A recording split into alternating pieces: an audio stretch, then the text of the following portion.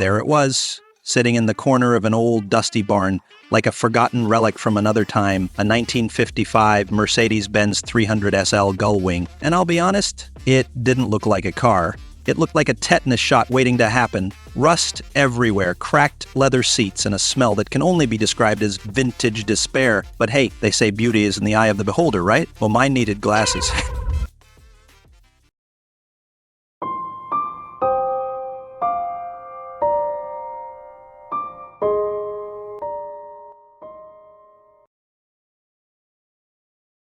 Why the Gullwing, you ask? Simple. It's not just a car, it's a legend. The kind of car James Bond wishes he drove. Growing up, this was the poster on my wall. The Gullwing was the car that made me fall in love with classics. So when I found this rust bucket at an estate sale, it felt like destiny.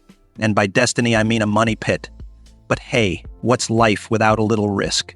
Besides, I figured if I could bring this beauty back to life, maybe I could prove to myself and my friends that I'm not just a dreamer, I'm a doer. Spoiler alert, I did a lot of dreaming and a lot of crying. The first step in restoring the Gullwing was simple: survived the sight of it. The body was so rusted it looked like someone had left it in the ocean for a decade. The engine? Oh, that was a masterpiece of cobweb engineering. And the interior? Let's just say I found more mouse nests than seat cushions.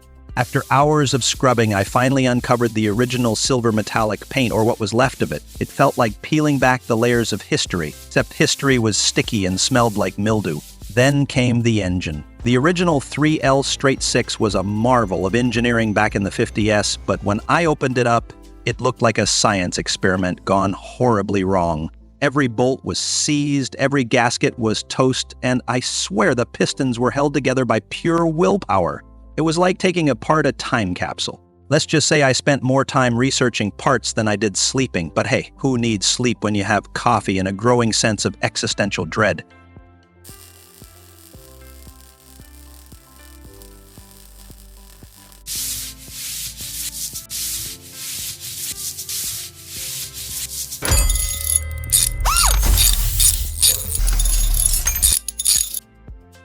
After months of work cleaning, sanding, painting, and replacing more parts than I care to admit, the moment of truth arrived, the first engine startup.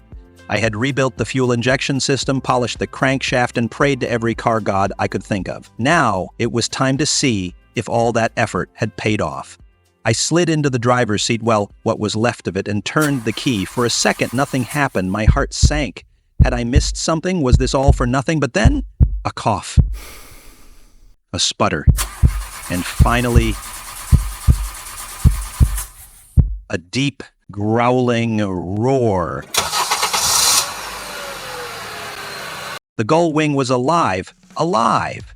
I felt like Dr. Frankenstein, except instead of a monster, I had a masterpiece. Hearing that engine purr was like hearing an old friend laugh for the first time in years. I may or may not have cried. Okay, I definitely cried. The first drive was magical. Sliding those iconic Gullwing doors shut and gripping the freshly restored steering wheel, I felt like I'd stepped back in time. The engine growled as I eased it onto the road, and the car just glided. The straight 6 purred like it was thanking me for rescuing it from the grave. Every turn, every gear shift, it was like the car was alive. People on the street stopped to stare, and I couldn't blame them. The Gullwing isn't just a car, it's a rolling work of art. And for the first time, I felt like I'd done it justice. Restoring this car wasn't just about the metal and bolts, it was about the journey, learning patience, embracing challenges, and celebrating small victories along the way. The Gullwing taught me something important. Even the rustiest, most neglected things can shine again with enough care and love. And maybe, just maybe, the same goes for us.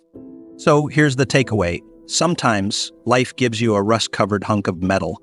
You can walk away, or you can roll up your sleeves and turn it into something extraordinary. The Gullwing taught me that beauty isn't just in the finished product. It's in the effort, the setbacks, and the journey. And man, what a ride it's been. Now, if you'll excuse me, I've got a date with the open road. Until next time, keep dreaming, keep restoring, and always keep driving.